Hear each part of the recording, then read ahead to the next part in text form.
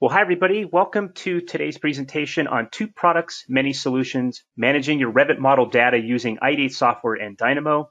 My name is Sash Kazaminajad, and I'd like to also welcome our guest, Gavin Crump, who will also be presenting with me on today's topics. All right, so just a little bit about me before we pass it over to Gavin. I'm located in Portland, Oregon, in the United States of America, as some of us like to say, on the left coast. I'm a licensed architect with licensure in the state of California. Been in this industry for quite a while now and have been with Ideate now for over 8 years, primarily focused on the Revit platform and also a lot of consulting as well. My contact information is over here in case you want to reach out to me, and we'll also publish this contact information once again at the end of this presentation. I always like to make new connections, so if you want to link in with me, feel free to do so. And then with that, I'm going to go ahead and have Gavin give his introduction. So Gavin. Hi there, everyone. Thanks for joining the webinar, and also thanks to Ideate for having me along. It's great to cover what I see as quite an interesting topic, given that there's a lot of solutions out there, and it's great to compare them and see the pros and cons. For those that haven't seen me before, I work in Sydney, Australia, with an architectural background and about 10 years of experience across various BIM roles. And I work typically as a BIM consultant now in most of my work, and also you might have seen me on YouTube where I make videos as the Aussie BIM Guru twice a week, 16,000 plus subscribers, growing quite quickly. So feel free to join that community as well if you're keen to see more about BIM.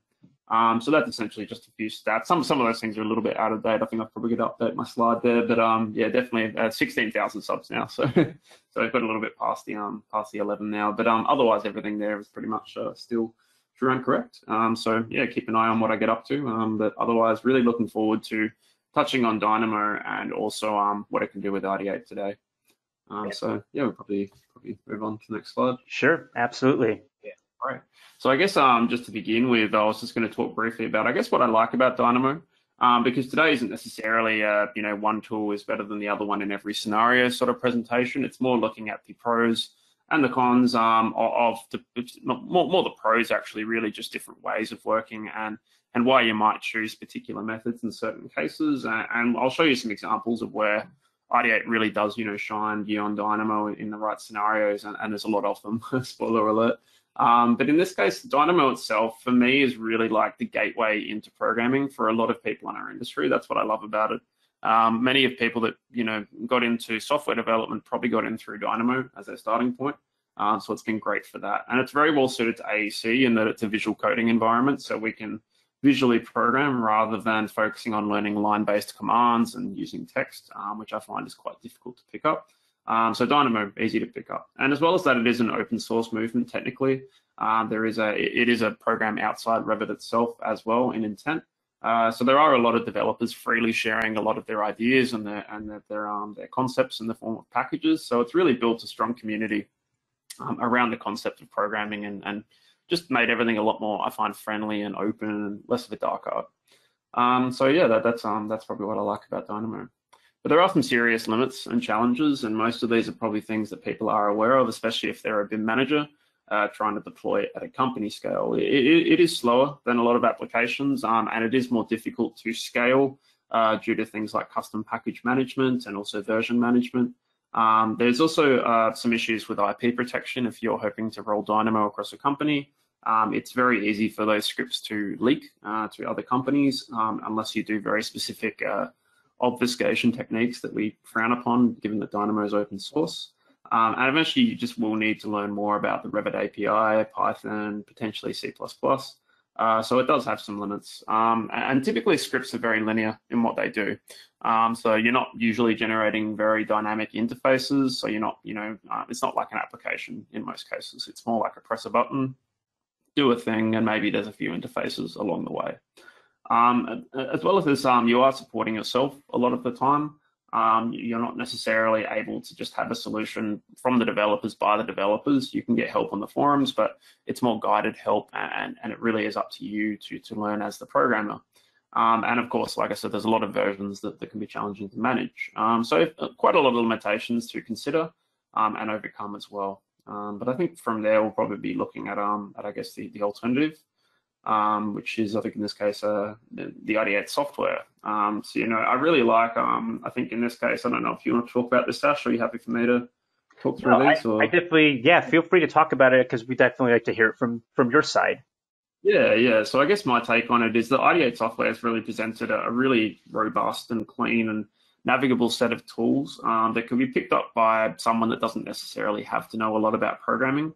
They really are that well packaged in interface that I find most users can pick them up really quickly, figure them out. Obviously, the interfaces are very customizable and complex. There's a lot of depth to them, but I see a lot of people able to really quickly pick them up and run with them.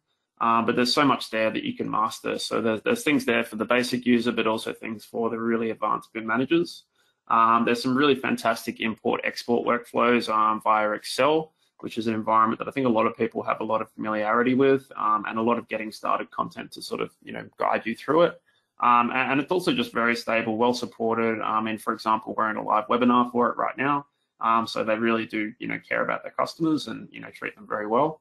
And there's a lot of blogging, help topics, and technical support available. So I think it has pretty much everything you'd want from an application suite. So yeah, that's sort of what I like about the Ideate software myself. Awesome. But I think now sort of pass it back to you, Sash. Hey, thanks, Gavin. Yeah, So, as Gavin mentioned, we have some great solutions. And of course, Dynamo is a great solution as well for those that are trying to get into, some of the programming stuff or want to play around with, the Revit API a little bit. And for us, again, we have fast, applications, and the way we program, the way we've had to write the code, the way we've had to manage, the data import, export, we got to make it fast. And so that's the advantage, of course, of, writing the code is that we can manage this stuff a lot easier. And then, of course, even licensing it. So Gavin had kind of mentioned a little bit about, Dynamo, and if you have any sort of, IP protection you're trying to manage, that's really tough. But, in a sense like this, we offer standalone licensing network, cloud network. If we wanted really to do any sort of licensing models, that's also the great thing about it. And of course, we can get access to a lot of the Revit API information like Dynamo can, but then we can really go a lot further with that, from a programming perspective. And then, again, our software is incredibly robust. It's very flexible. And coming here soon with our next release here at some point in Q2, we are also offering our software in multiple languages as well. So for those of you, let's say that have, Revit installed as a French version, or let's say Spanish or simplified Chinese, our software will then basically show you all of the features and language in the language of the installed version of Revit. So it's not every language, but we've covered a big majority of them as we speak. So, we're continuing to be able to do this kind of work as well. All right, so before we get into the demonstrations, which are going to happen here in probably less than a minute, I just want to briefly talk about what each demo will entail. So, I invited Gavin here to kind of show his Dynamo workflows, and then on my end, I would be showing you some of the Ideate software workflows. This isn't a competition at all, but it's just to show you basically, two products, or we'll call it more than two products, but basically, two workflows, one solution. So for the Bim Link one, we're going to be exporting out some data related to views, and then we'll go ahead and modify that information and pull it back into the Revit model. So we'll use Bim Link for that. For Ideate Explorer, we're going to take a look at how we can manage warning data and actually isolate elements and address those elements from a warning perspective, because as you know, warnings in Revit can be very challenging. So we'll just show you a quick workflow from each side using both Explorer and Dynamo. And then how do we handle like cleaning up of styles? Whether it's line styles, fill patterns, filled regions, text, dimensions, fonts, those kinds of things. So we're going to show you just one workflow, there's lots of them, using Ideate Style Manager and Dynamo to manage view template data. So how can we actually go in and look at what view templates are in use, and then how can we remove those unused view templates safely? And then finally, we'll do one for Ideate Apps, and that's going to handle a renumbering situation. So we'll show you kind of how Ideate Apps can handle it and how Dynamo can handle it. So I'm going to go ahead and actually get started with the first of the presentations here, which is going to be the Ideate Bim Link. And so I'll switch over to my Revit here. And again, Gavin's going to handle all the Dynamo stuff, and I'm going to handle all the Ideate software stuff. So again, all of our software can be found under the Ideate Software tab. And so for the first goal here, we actually want to come in here and rename all of our interior elevations. And we want to make sure that they're pointing to the correct room and that they're named how we want to name them. And what I'm going to do is actually use Ideate Bim Link for this workflow. I like to look at Ideate Bim Link and all the links that we provide within the software as kind of mini Dynamo graphs. And as Gavin mentioned, we have heaps of getting started content. You can look at these as like a Dynamo graph, or you can look at them as a schedule in a sense that are kind of ready to go. And so we have a long list of predefined templates that we can use to kind of get started with certain tasks, whether you want to create new elements, whether you want to do health check related stuff, whether you want to do, quality control or manage the revisions, which are always challenging to do in Revit, right?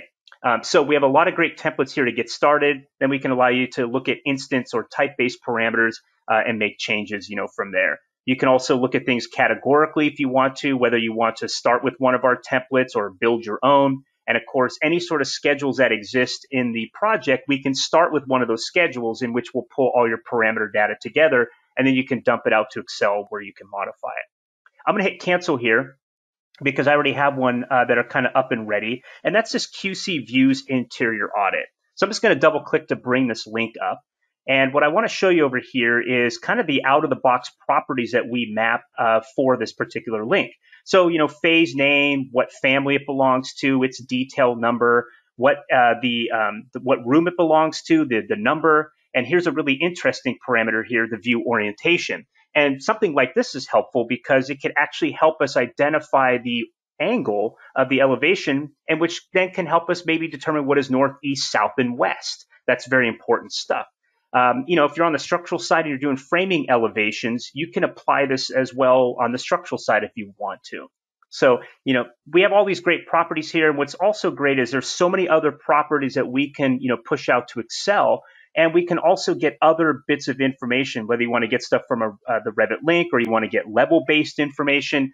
Depending on which type of link you're using, we can get a lot of access to the data.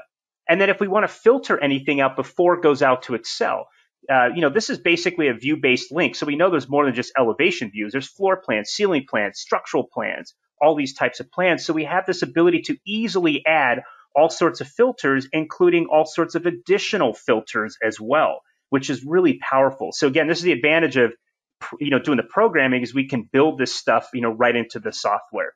And then we can pre-sort this information before it goes out to Excel. So I'm not going to touch anything here. But what I do want to do is I want to take this information and export it. And I'm going to export it into this Excel file that I already have. And what's really neat about exporting or selecting this file is Bim Link actually doesn't overwrite Excel files. If any of the tabs inside of there match with the information you're exporting out, we'll just go in and overwrite that. Why is that important? Well, because you can actually preserve other data structures within your Excel file. So, for example, if I wanted to put a series of formulas in here or have other tabs, we don't overwrite and destroy the entire file. We just overwrite this information, if the tab matches. So that's a huge advantage to us. Okay. All right. So what am I going to do now? Well, I already have a formula ready to go, and you could see it just basically says, hey, if column G2 has an angle between 315 and 45, make it north. If it's 45 to 135, make it east, and so forth. What I'm going to do here is just take my simple formula that I made a while ago, and I'm going to come in over here, and just outside of the data that got exported out, I'm just going to paste this formula in here, and you can see it reports north. And what's great about this is I could just fill this information down, right? So right here, and I can basically tell you what is north, east, south, and west. And that's because this is reading from this view orientation. You see that right there as I click right there. So now what I can do is I say, hey, you know what? I want to use this room name and the elevation. I want to use its orientation. And maybe I want to put its phase name as well in the name of the interior elevation. So really easily, I can use Excel for this. So I'm going to say, hey, this equals, and all I'm going to do here is just do a simple formula of concatenation. And it's going to say it's the open office and I'm going to put a space in here, and it's Open Office 230, and I'm going to put a dash, and then I'm also going to say it's Office 230 North, and then I'm also going to say, and why not put a underbar and maybe pick what its phase is as well. And when I hit enter, there's the name of the office. Now, for those of you that don't like it in lowercase, no problem. I can also come in here and just use Excel and say, force it all to uppercase, just like that. And when I'm done, you can see how it looks right here. And now all I need to do at this point is fill this information down. And so just like that, you can see here I've built a naming schema for my interior elevations, right? Okay, now here's the advantage of using Excel for this situation. If I want to rename these in my project browser, right, all my view names, before I copy and paste this information in here to overwrite it, maybe I want to see if there are any duplicate names. And why is this important? This is important because Revit won't allow you to have duplicate names in the project browser. So this tells me I have some cleanup to do if I want to copy these and paste them in here, okay? So just something to be aware of. So Excel is so great to help me identify this. Now, in the interest of time, I'm just going to go ahead and hit copy. And we know that we're allowed to actually use duplicate names in the title on sheet. So just for simplicity's sakes and time, I'm going to go ahead and paste these values from here over here. And just like that, I now have my title on sheet all named, okay? And I'm going to go ahead and close this down. All right, and if you take a look over here, you could see how these are named. They're all lowercase. Who knows if they're even correct? Now I just go to import. I pick this QC Views Interior Audit.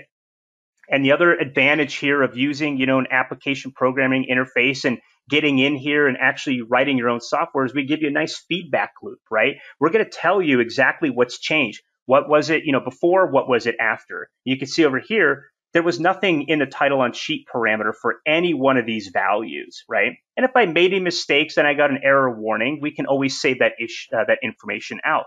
So again, you know what's going to happen the moment you hit the import button.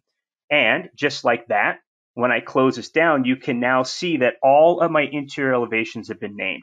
And this process I use here just isn't for just interior elevations. I just showed you one easy way of renaming. There's lots of other, functionality that you can do within Bim Link, but we just wanted to kind of show you a way that we can use Bim Link to do your elevation naming. So what I'm going to do now is I'm going to stop showing my screen. And what I'm going to do is I'm going to pass this over to Gavin and make him a presenter. And Gavin's going to kind of show you some of the Dynamo workflows to kind of do something very similar. Gavin, take it away. Sounds good. I see my screen's coming through. Everyone can see, see this model, hopefully. Yep, excellent. So obviously, we're not going to be able to do anywhere near how much we just saw there using Dynamo. A lot of what's there is really some really well-constructed user interfaces that software development provides the benefit of. So being able to add things like those filters, obviously very customized. So in this case, I'm going to be using an export and an import script to essentially emulate what we would call a Bim Link. It's almost such an iconic program by now in the industry that we'd probably just call this a Bim Link in what we actually do, that the product has become the verb at this point. But I'm just exporting my data here. Now, I'm not going to run through every single script I build today. I just want to show you maybe at least one of them so you see the way that these scripts typically work. So I'm taking a list of views and I'm already having to clean up this data quite a lot. So I'm doing things like taking out view templates, because in programming, view templates are technically views, as crazy as that sounds. And a lot of this stuff is just done in the background for you in Ideate by default, which is great. Otherwise, I guess you learn it using Dynamo. You find all these strange things that you come across. But from here, I'm taking the view templates and the names of these templates of each of them. And then if it has no view template, I'm overriding it with none. I'm also just taking the family of the view, although I'm not intending to change it. It's just there to help me sort and manage my Excel data when I create it. I'm also taking the element ID and the element name. Now, the element ID is essentially the handle for these elements that we're going to return the data to. And Bim Link essentially works in the same way. This is that unique aspect of the element that allows us to identify it back in Revit when we return the data. From here, I'm just constructing a set of headers. So in this case, as you notice, everything is preset. We can't just go and add filters. We can't just go and add new fields. The script itself is built in a very particular way. So it is quite constrained already, but I guess if it was a very particular workflow in a company, it might be enough just to run it every now and then. I'm using a prompt to generate a UI here, so it will prompt me for a file path to write to, but otherwise I'll just press run. So I could run this from, in this case, Dynamo Player if I wanted to. I'm just going to write this to a empty Excel file, and this should write all that data. And in this case, you can see it doesn't really come out very clean. It comes out in a default Excel appearance, essentially. So usually you've got a little bit of cleanup you might want to do. Now, there are some things that Ideate does that I really like in this aspect too, compared to Dynamo. For example, in this case, everything is just text, essentially. So these view templates don't really have any intelligence built into them. With Bim Link, when you generate an Excel file like this, it actually generates what are called validation lists that allow you to essentially treat these as drop-downs that will actually source all the view templates in the model. So if I don't have a view template available, it can be quite challenging because I don't actually know what I should replace something with. Because really I'm just doing an audit of all the views in my project just to see if view templates are applied properly and if view names are applied properly as well. Now I know in this case there's a few things wrong. For example, my petition plans, which are my 12 series, have the 10 series template applied to them, but I can't actually see my petition plan template, nor can I access it. So I have to go back to Revit just to make sure I get the name of it right. So we can already see a bit of a weakness in the way these things are formatted. Now I could use a custom package for Dynamo, again, adding some deployment challenge, but which in this case is called Bumblebee, which a lot of people do use for more advanced Excel writing. But again, just adding a deployment challenge. But I am at least telling it the name of the template that I wanted to pick up in Revit. And I know as well, I do have some issues with my RCP naming as well. So I can see a little bit of inconsistency here. So I'm just going to replace my level 1s with my level 2s. So in this case, I'll just say level 2, level 1, just to make sure they have the same naming adherence. So I still can utilize a lot of the goodness of Excel itself. I know somewhere in here my RCPs aren't showing up as well, so I know there must be something funny going on with them. So I can do things like Control F for searching and start looking for my my main RCPs, and here they are. They're not quite named right, so I can just go and quickly just add some logic to them. So I'm just probably going to stick with that for now. So I've made a few changes here. I've renamed some views in here. Now I could do the duplicate checking as well, like Sash did, just to make sure I'm not necessarily adding any new duplicates within this data set. If I didn't export all the views in my model, there's still a chance that maybe they would overlap once returned to the model with other views that I didn't export, but I exported all of them in this case. As well as I've made a few view template changes. Remembering this is just text, it doesn't really associate itself to a Revit element naturally. So on the way back in, I actually am going to have to find the matching things that relate to these fields of data. As well as this, these are different types of parameters. For example, a view template is a different type of parameter to a view name, which is text. So there's going to be a little bit of work involved in converting these to the right data types before we set them in Revit. So for now, I'm just going to close my Excel file, and I'm just going to open up the other side of the workflow, which in this case is importing data instead. And I will make all of these scripts available on my GitHub. So if you are seeing things that you want to use or try, you'll have them available. So in this case, I'm doing the same thing, importing Excel from a UI that I prompt myself with. I'm just getting all the data, splitting it apart. I'm getting all the view templates in the entire model, just so I can compare them by name to the names from the Excel list and then matching their index to retrieve the corresponding templates. So I am actually just going and reapplying every template again. I'm not necessarily just looking for what's changed. I could build it to work that way using a bit more data management, but in this case, I just opted out of that. I'm also just checking the IDs of elements and converting them to an element via ID, which I think currently is still not a native function to Dynamo, even though it's so essential. So I am relying on custom packages to do some of these things. And I'm also then setting the view's name from one of the elements in Excel. And finally, I'm also just going and setting the view template based on that matching template from my list. So when I run this, I should see some changes occur. So I can see my petition plans living underneath the GA plan set because they're being told to go to a different area of the browser, and my RCP naming is pretty awful as well. So I'm just going to run my script, which is going to prompt me to look for that file. I'm just going to go to my desktop where I've been working on that copy, and it's going to open up the file. read its properties, and we can see now that it has successfully applied that rename and has also, in this case, redirected all my views to the right area of the browser because the template automatically applies the filtering parameters. So a slightly different way to approach the problem, and obviously much more limited by design. But at the same time, there is definitely potential for companies to potentially just fully standardize such a workflow if it suits them. But obviously that flexibility that is offered to both the basic and the advanced users is really strong within Bim Link. So hopefully that was a good comparison. I'm going to move on to our second comparison, which is sort of looking at both Ideate Explorer and potentially the query tool, but I'm going to begin with Dynamo, and we're sort of focusing on model warnings in this case. So people are probably aware that when warnings are generated, you can come to the Manage tab and look through them all one by one. It takes a very long time. The model is frozen whilst you're here, so you can't really just dynamically go through them one by one, fix them, and keep looking. Usually you have to go and show the element, and you can't really select it or isolate it very easily as well. So, you know, I can go to it, but then once I'm out, I'm out. So it's pretty awful for a BIM or a model manager to use this. So there is a very simple Dynamo script that can do this. So in this case, I'm just going to run it from Dynamo Player, but it really is only about maybe 6 or 7 nodes behind the scenes. I'm utilizing a custom package called Bang by John Pearson, really fun package name.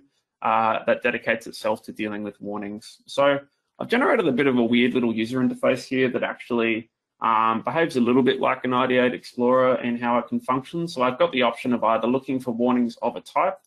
So I have all the types of warnings available in the model, and then I can also look for just warnings by essentially a big list of warnings. So I can pick a very specific one. Let's just start with all warnings of type. And I'll just say in this case, I want to look at maybe identical instances in the same place. I'm going to say true to by warning type, run my script. And it's going to select for me all those elements, which I can then isolate and look at in context. Likewise, I can also take a specific issue, such as just maybe this one, and say now I'm looking at just the warning itself. So I have had to build a bit of a strange little interface to do this, which sort of depends on the fact that Dynamo has to be run in order to do something. So I am at least using like a control just to switch between the 2 modes in this case. But you could probably use this quite competently on most project scales. It's just not necessarily as cleanly packaged as an application again. But I can see in this case now I have different elements. Now there are challenges in that maybe I don't know which one of these is dimension because it's a window, so it's a very important element. I maybe don't know which one's more developed or the correct copy. So there are some challenges involved with that maybe we might have some time to show you in Explorer. There's a really cool system there that I really appreciate that they use. But I could just go through and say, okay, one window. I think in this case, maybe it wasn't actually one window. There we go. So I could just go and, you know, just take a punt and assume that each one of these has a redundant copy that I can just get rid of at least. I can refresh Dynamo. And I can see now I've resolved all those particular warnings, and then I can sort of just start focusing down by type again, and now I can see all my overlapping walls and room separators. So just a little toolbox I put together, but it would be great to sort of see the comparison of how Explorer handles this, because it's probably one of my favorite Ideate apps and probably the one I've got the most history with. So I'll probably just switch over to Sash now. So I'll just try this now. So that should be coming across. All right, so perfect. Hopefully, Sash's screen coming through. You got it. All right. So it looks like you guys can see my screen. Hey, thanks for that demo there on the warnings, and of course on the quote unquote Bim Link side of things with the elevation or with the view naming. All right, so I switched over to a 3D view over here, and sometimes I like to work on a 3D view, but of course, in order to manage warnings, you don't have to be in a 3D view, but it's just from this context, it's a little bit easier to see. I'm going to go ahead and launch Ideate Explorer, and actually, you know, Gavin hit upon a really good point just with warnings and how the dialog box in Revit is static, so it's not modeless or it's non-modal. And the fact that, you know, Ideate Explorer is modal, so I can keep this open on another screen if I wanted to, and I could easily bounce back and forth between the model, you know, and the warnings and everything. So again, Ideate Explorer can allow you to select elements. It can help you manage, you know, anything that's on work sets and groups, whatever it may be. This is the tool that I use all the time to just find anything and everything in my model and really do audits on a often basis, shall we say, at least weekly, doing audits. But for this exercise, we want to talk about warnings, right? Okay. So I'm going to come over to the warnings tab over here. And one of the things that we do immediately is we gather all the warnings in this interface. And so does Revit. It kind of shows you all the warnings in there. But you'll even notice over here that there are some colorization. And we've actually ranked a certain amount of warnings, I think maybe around 60 of them or so, the most common warnings. We've kind of ranked them by severity. And this is, the severity is kind of up to the user at the end of the day, but based on our experience through doing years of Revit technical support, doing stress testing on projects, we've identified the types of warnings that should carry more weight versus ones that may carry less weight.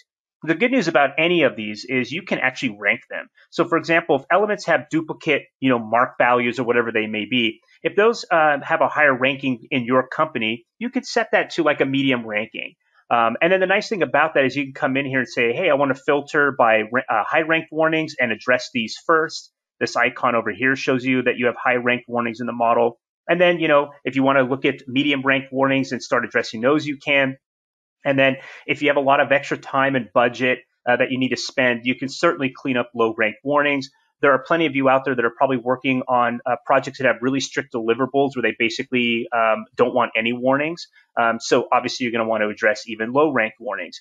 And we have lots of settings in here, and I won't get into all of these because we don't have time today, but you can actually pull in rankings files. You can save them corporate-wide so that when people start new projects and even use the Revit templates that you have, warnings are automatically ranked even if they do not yet exist in your project. So we built in some really cool customization here to help you out. And so warnings, they get saved multiple ways, but again, very powerful to help you address these.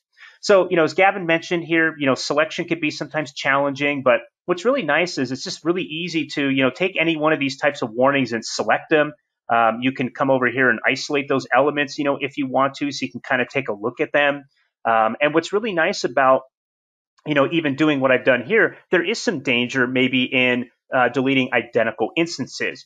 They could be in other design options, or they could be maybe in other work sets that we just aren't aware of. And a lot of times it's hard to get that information. But I can even select these elements and go to query over here, and I can say, okay, query, I just want to know, of these 44 elements over here that are selected, are any of these are in design options, right? And so I can say, tell me what the design option instances are. And we could see that 22 are in the main model and 22 of them are in this large conference room layout. And you can actually isolate that selection or further refine it if you want to. And then I don't like cleaning up warnings. And so what I'd like to do is find out, who last updated these warnings. And by the way, we actually published the last updated in the information panel. But if I wanted to get some information over here, it's my fault. I'm the one that has to actually clean this kind of information up. So we have a long list of parameter information that you can actually use to help you further refine your selection. And that's not just in warnings. That's just doing even normal Explorer stuff as well. But I just wanted to kind of show you, hey, before maybe I delete identical instances, I should probably gather a little bit of information about that. And furthermore, I can even come over here and come back to Ideate Software, and with these elements selected, I can even come up to Smart Delete and say, hey, are there any dependents on any of these elements? Meaning if I delete any of the identical instances, will I lose other information? Will I lose dimensions or tags that are tied to those elements? Good news is, in this case, there are no elements that have dependencies. So if I were to remove any of the duplicates, I can feel confident that I'm not losing other bits of information, in the model. Okay, so a couple things I want to point out over here. So if I come over to the highlighted walls overlap as an example, let me just reset this real quickly here. But let me come back over to the highlighted walls overlap. Okay, so you can see right here, just by this selection, I was able to do that. And I can come over once again and isolate those elements if I want to, just so I can easily take a look at them. And now what I can do here is, let me just kind of do an escape here. But now I can actually look at these things kind of on a a case-by-case basis, right? And so what's nice right here is each one of these, I can get kind of the information about these elements, who created, who last updated. We'll give you some limited information here, but once again, if you want to find out more about all these walls, I can come over to query and get all sorts of information, right? Okay, maybe before I clean up any of these walls, I want to know things like, are any of these in groups, right? So are any of these in any sort of model groups? Tell me what the, of course it helps to spell it right? But, tell me what the model group name is. I know it always helps, right? Tell me what the model group name. And in this case, not applicable, meaning there are no elements of this selection that are in any sort of model group. Are any of these in a, let's say, design option? Are any of these instances in design options? All of them are part of main model. And, are any of these elements maybe pinned, right? Maybe I need to, before I start cleaning things up, I need to address whether they're pinned. And I actually held the control key down because now I can say, hey, break this up by design option and whether they're pinned. And right here, these 7 elements are actually pinned. And so if I select them, there they are. And if I want to, before I start cleaning things up, I can actually unpin those elements if I wanted to. So that's very powerful stuff, just right there. I'm going to come back over here, and now let's just start cleaning up some of these warnings. So other, tricks that I can do. I can select these elements over here and say, hey, let's do a selection box around that. Let's kind of isolate this even further. And now I can select this and take a quick look at these kind of one by one, right? And again, what's beautiful about this is I can work right here in Explorer, and then, got 110 elements that are highlighted. Now I could just simply come in over here. Let me try this again. Sometimes I have trouble grabbing this. There we go. And now I can come in over here if I wanted to, let's say in this 3D view, and snap it over there. And there you have it. Now I'm down to 109 elements. And so now I could just come over here, select the next batch, and do the same thing over here. I can come over here and start selecting these individual elements if I want to, and I can start cleaning up these problems over here if need be. And again, easy to just kind of come over here and correct these, right? So there we have it. And after that, I can't keep elements joined. No big deal in this case over here, but now I'm down to 107. So this is a nice way to actually, clean up some of these warnings really quickly and effectively. And then one last thing, I won't demo this now, but we do have some other kind of built-in tools. Again, I always like to query, and I also like to ensure that I'm, double checking to make sure that there are no dependents. But in these situations where I have these identical instances in the same place, let me just go ahead and isolate those elements again. Again, I can come over here, double click to zoom in on them, right? Any one of these if I need to. But one of the things that we have over here is a feature for identical instances that I can actually right click and say, I want to keep the originals or keep the newer elements. And that's all based on element ID. We just look at the element ID over here and say that this one came before this one, and this one came before this one. So if you want to keep the original ones, I may come over here and say, I want to retain originals, and then we'll select all the newer elements like this. And then in one click of a button, I can actually remove those. And just like that, I just took care of those 22 warnings over there. So there you have it. That's a nice, easy way to address warnings. You can rank them, you can clean them up really quickly and effectively. So definitely worth looking at ID Explorer just even from this standpoint. And for those of you managing warnings, I cannot stress enough, you want to make sure that you handle these things at least on a weekly basis. Otherwise, if you start piling up a lot of warnings, it becomes really challenging no matter what to really start cleaning them up. I was going to say, Sash, that this is why I like presenting with you. I learned things as well. I didn't know about Retain Latest. That's an awesome tool.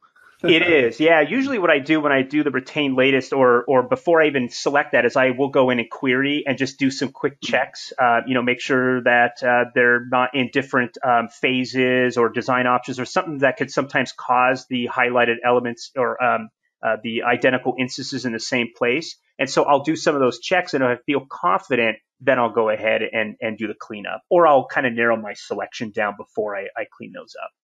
So yeah, but just showing the depth of the tools, I guess you can learn so much more just by diving in the user interfaces. So very nice. Yeah, absolutely. Cool. All right, so I'm going to flip over to Style Manager, and then Gavin's going to show his kind of demo of that. But Style Managers are kind of latest product, And what Style Manager allows you to do as kind of part of your weekly audit with ID Explorer is really go in and clean up your Revit projects, your Revit templates, your families. And we actually have a couple customers cleaning up their actual family templates as well. Because as you know, when you start making a brand new family using the out-of-the-box family templates, there's a lot of extra information in there that you don't need. And so the idea behind a product like, Style Manager is I can come in over here and do an in-depth analysis and actually take a look at, elements that are actually, in use, right? And so, for example, like, line styles, I want to know about my line styles here, right? And so we've even colored all of, let's say, the duplicate line styles. All of these salmon colored ones are exactly the same. They're just named differently. So as I kind of go up and down this list, they're all this color and line weight and solid line pattern. And, I can then come in and I can bulk select and do an analysis if I want to, or I can even do a single selection here and, find out where is this style of 0 being used. It's being used 356 times in view templates and in views and in all of these elements. And if you don't want to use these, and you're like, hey, 0 is not a standard, I can always merge these with another one of my, line styles, okay? So this is a nice way to really clean up your models and your templates and really start, editing down to the essentials, right? Because this stuff, as I've done in prior webcasts, as this stuff piles up in your model, as you get a lot more information in here, what ends up happening is your projects will get big and bloated, and people will start making bad decisions. And they will actually start coming in and using the incorrect styles. So the more we can come in here and do this analysis and really start cleaning up, the more we can find out where these things are being used. And these things, a lot of these styles are used in very obscure situations and obscure places, the better off we're going to be. But what I do want to show you here is both Gavin and I are going to demo view templates. And as you know, I can come over to manage and view, I should say. And I can come over to view templates and I can say manage view templates. And, I could start kind of hitting the down arrow. And as I start hitting the down arrow here, let me just do this. Let me just go all. As I start clicking the down arrow, I'm going to be looking at this number to see if these view templates are in use, right? And I say, okay, there's 15 use cases. Question is, where are they being used? We don't get a report on anything like that. Well, even immediately before I did an analysis, we can tell you where these are being used. They're being used in all these views, right? And we can also say, show me what, hasn't been analyzed, or what's not used, and what is used, right? So just like that, this is so wonderful. I can easily just get this information and I can easily filter. And we have other, filter methods here as well. I'm going to come over here though, and let's just look at this one called Presentation 3D, where there are 15 use cases. And all I'm going to do here is I'm just going to double click, right? So you can actually double click to show it to you. And by the way, this is a modeless dialog box again, so I can kind of interact with Style Manager and Revit at the same time. But, as I click in here, we could see clearly that there's the Presentation 3D view template. But the reality is I also see an Architectural Presentation 3D, and these other views are using that. Well, I don't want this view template in here. So what I can easily do is what I call the merge and purge. I'm just going to simply select merge, and I can merge this with, any other view template. And so what happens over here is I'm just going to type in, a search for 3D, is I basically want all the views that are using this view template right here to start using this one. So, keep an eye out over here, but I'm just going to basically come in here and I'm going to merge this with the architectural 3D. So we're doing the merge and purge. We're basically reassigning all those views to the new view template, and then we're purging out this view template safely, knowing that it's no longer going to be used. And just like that, you could see it's now using this particular view template. So this is a great way of doing this. And if I want to come back here and do a new analysis, now it's being used in 30 views, where before it was being used in 15.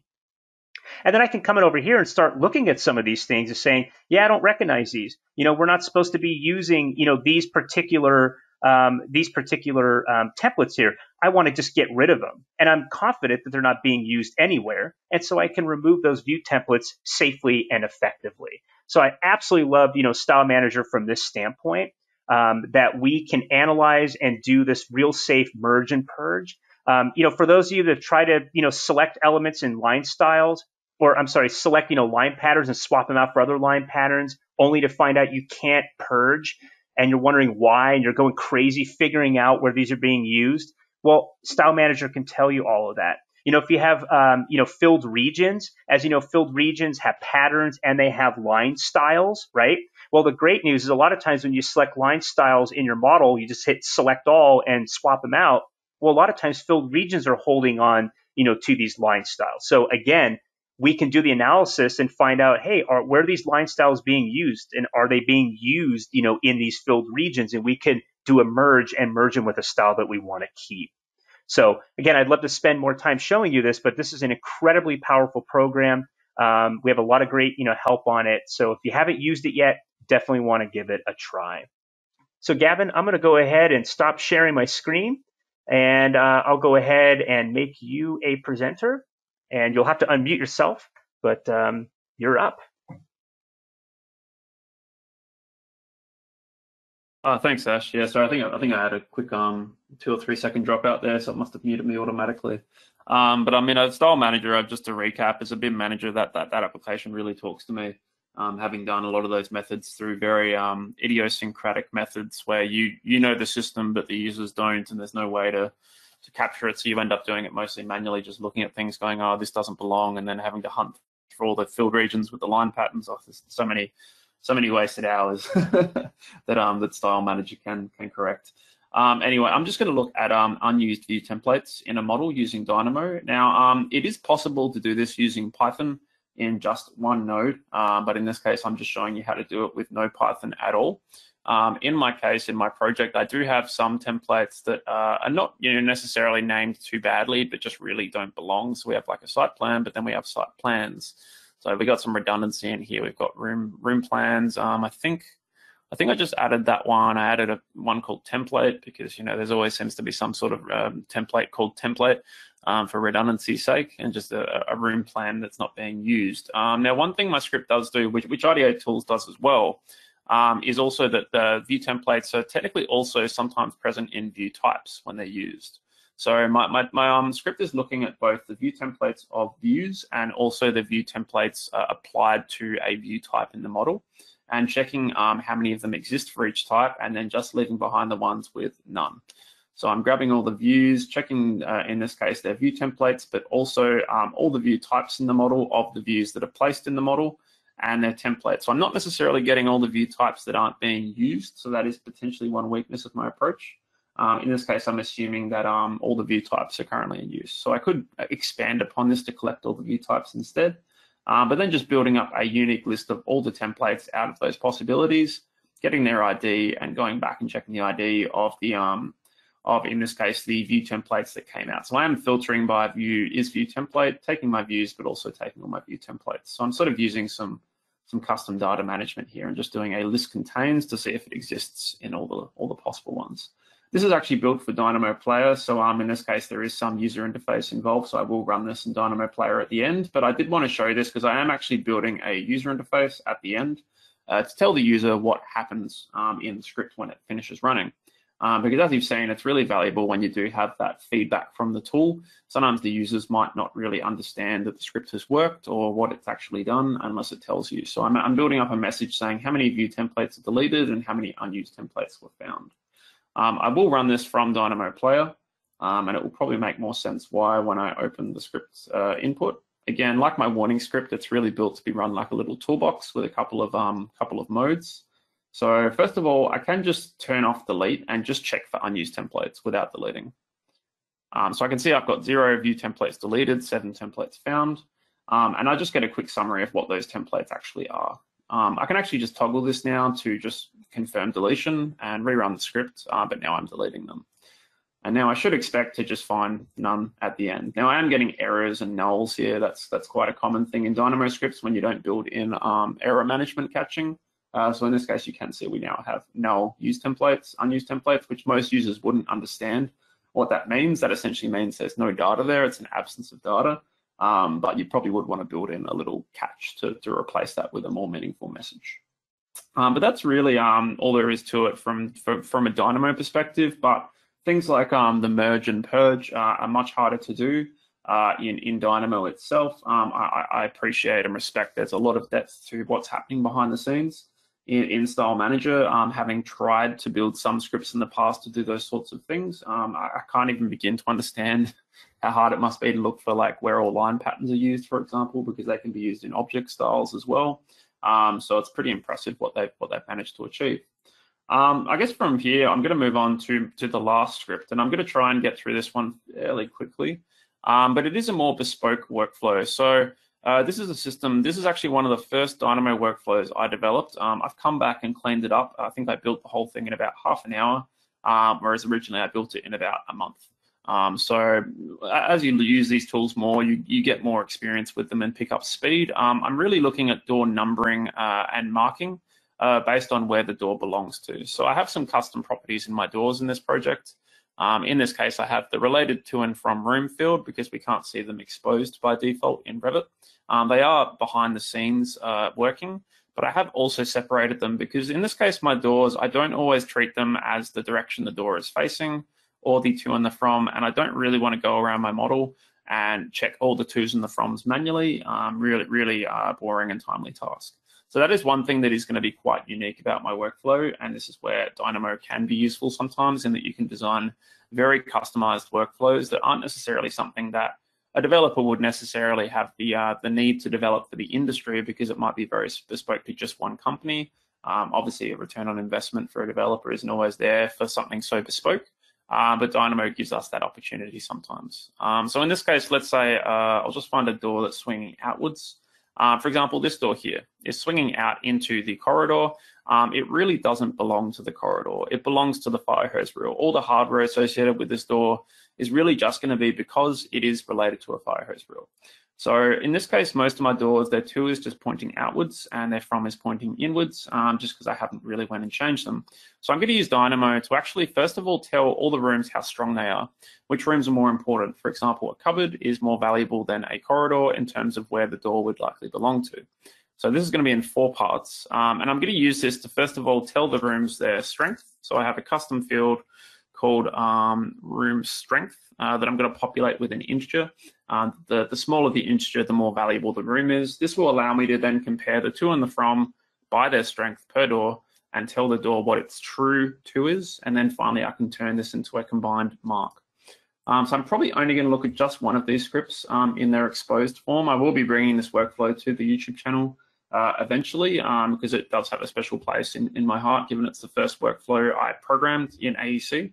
But let's just look at the room classification script. So it's very customized in how it's set up. It's done in a few steps. So essentially, I'm just taking all my rooms and then progressively filtering them down. So I start off just by saying, is the room smaller than 2 square meters? If it is, I'm just going to assume it's a cupboard. And if any doors belong to this room, it's very unlikely that they're not going to be associated to the room itself. So I'm breaking them out, turning them into cupboards.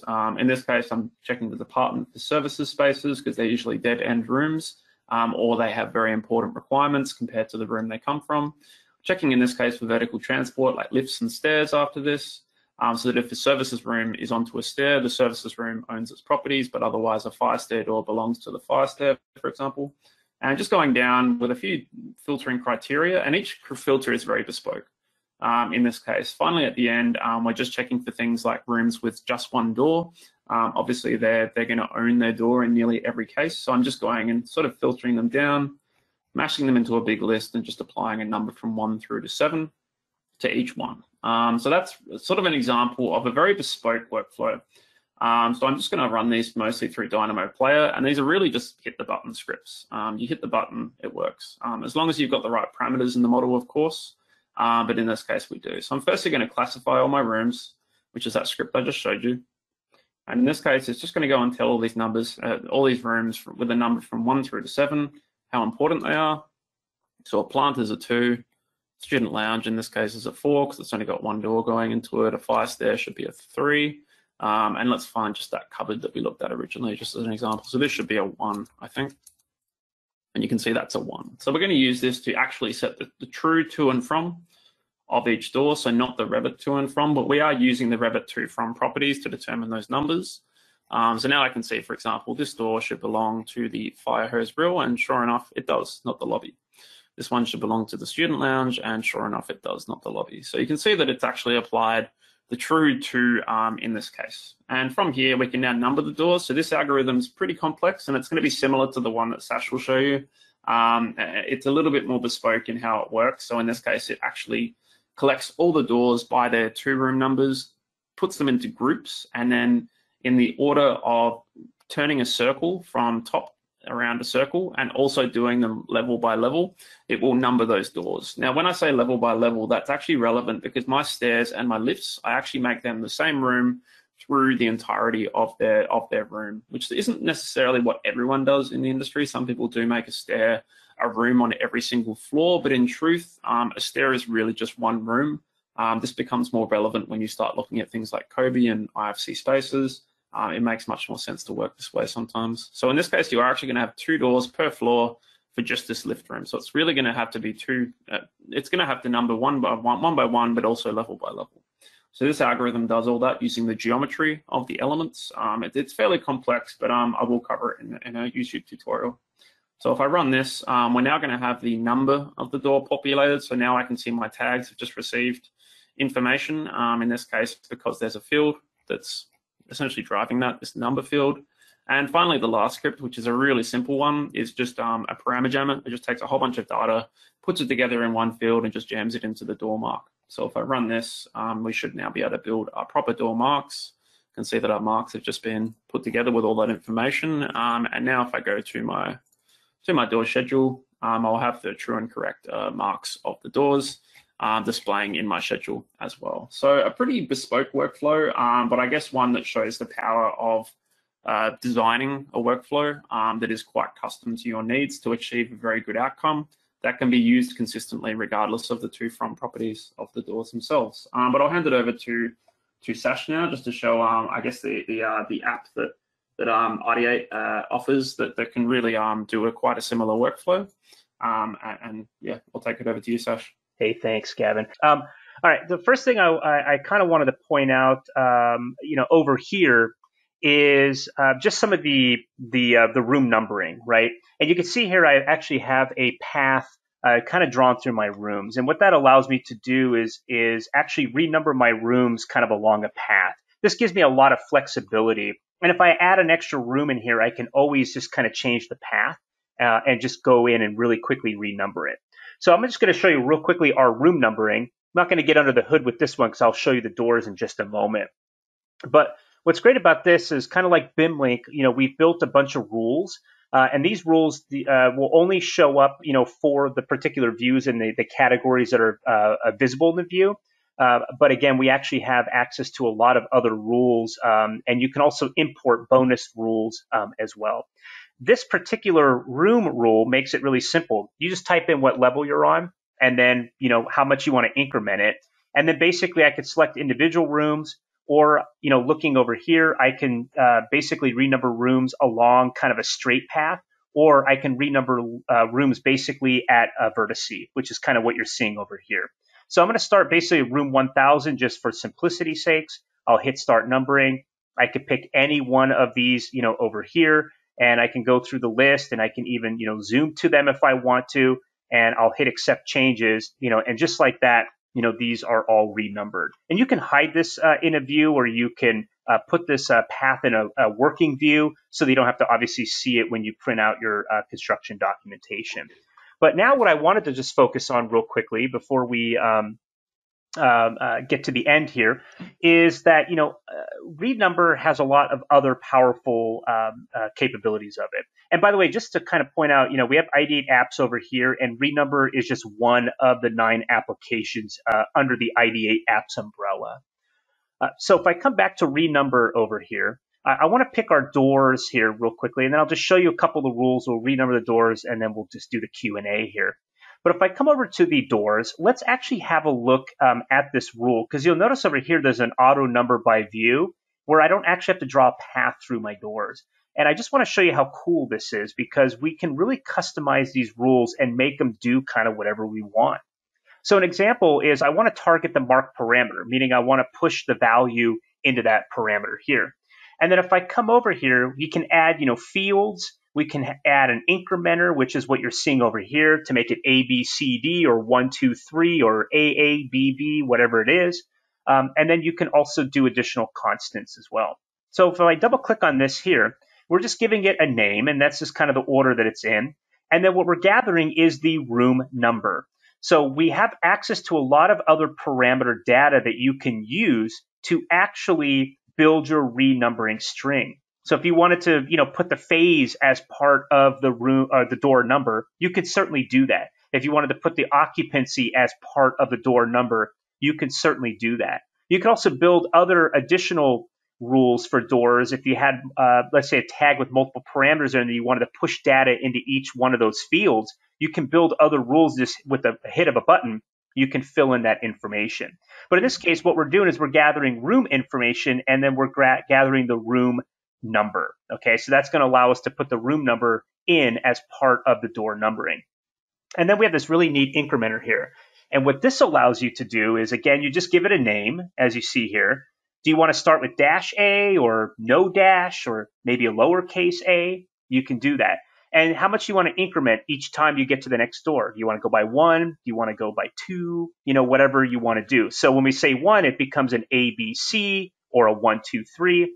If you do a 2, it becomes, a 1, 3, 5 or a 0, 2, 4, 6 or an A, C, E, just depending on what you're doing over here. And then basically we reset the incrementing based on the next room. So you could say, hey, I want to renumber my doors on a per room basis or per family or per type.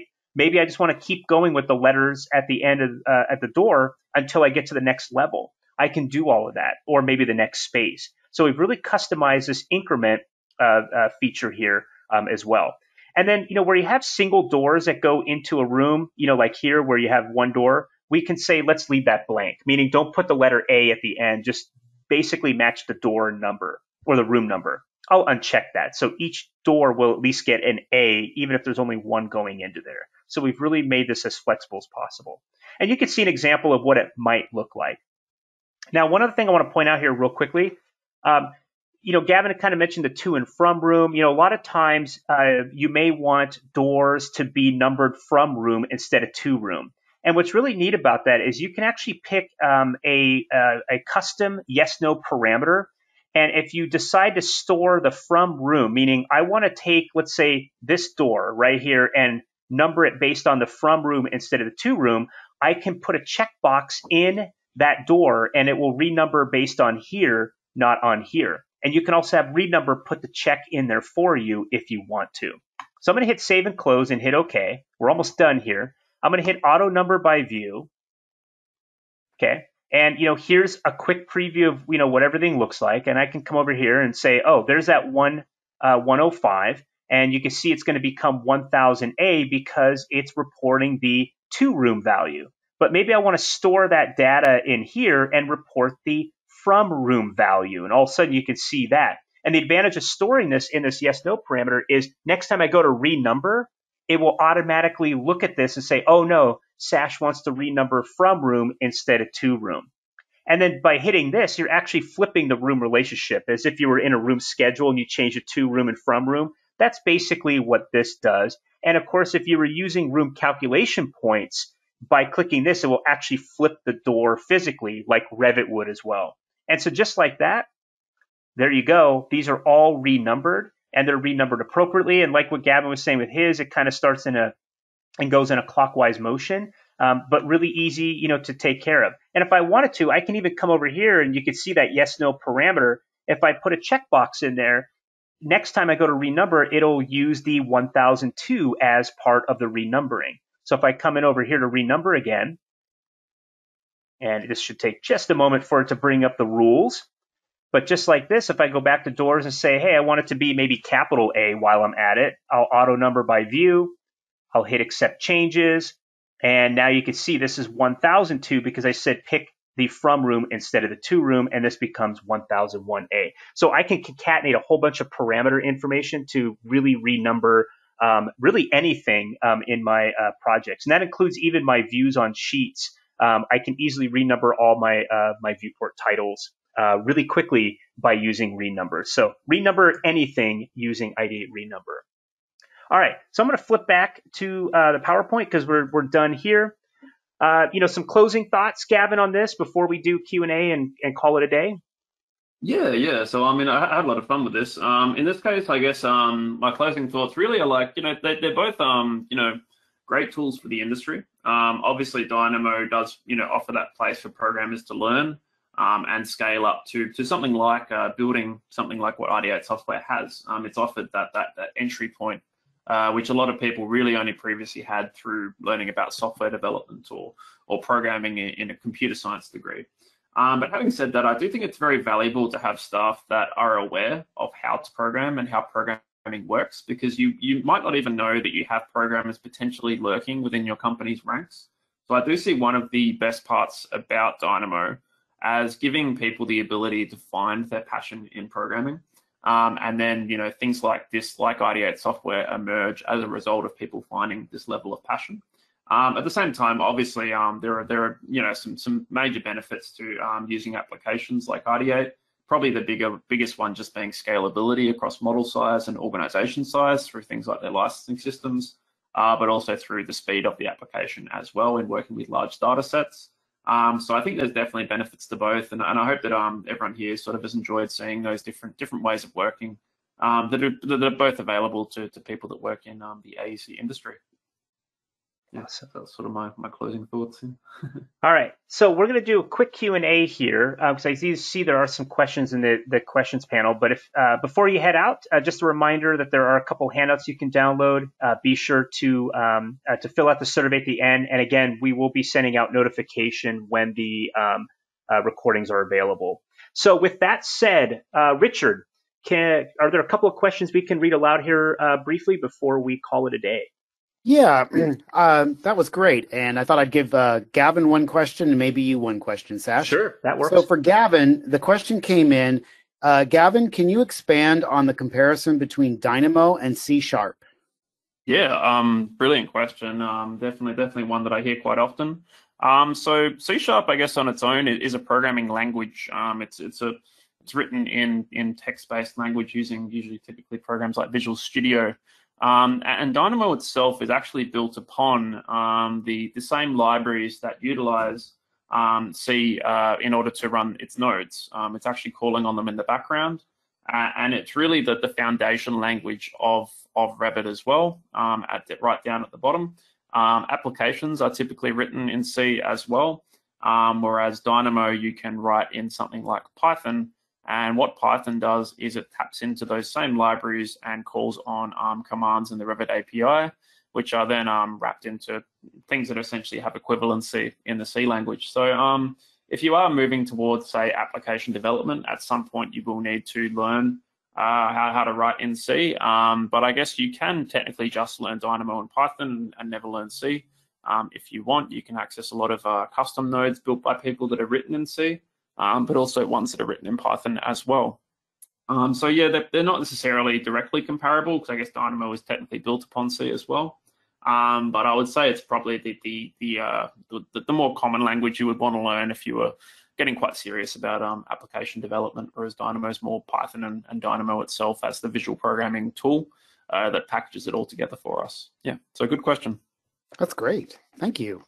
And I don't want to leave Sash out. And so one for Sash, specifically concerning Ideate Style Manager, there was a question about can it help purge out sort of rogue import categories as well as the built-in or maybe the custom, or I should say the object styles that you might create as subcategories as an example, that you also have imports. So can it help with that? Yes, it absolutely can. So, any sort of the import information from CAD imports, we can analyze those. And of course, you can merge those within their own category. You can't take CAD imports and merge them into, casework as an example, or mechanical equipment, because you're going across a totally different category. But within the CAD imports themselves, let's say you brought in a CAD import, had a ton of layers in there, you just want to kind of merge it into kind of one, we'll call it a layer, but it's still part of the import category.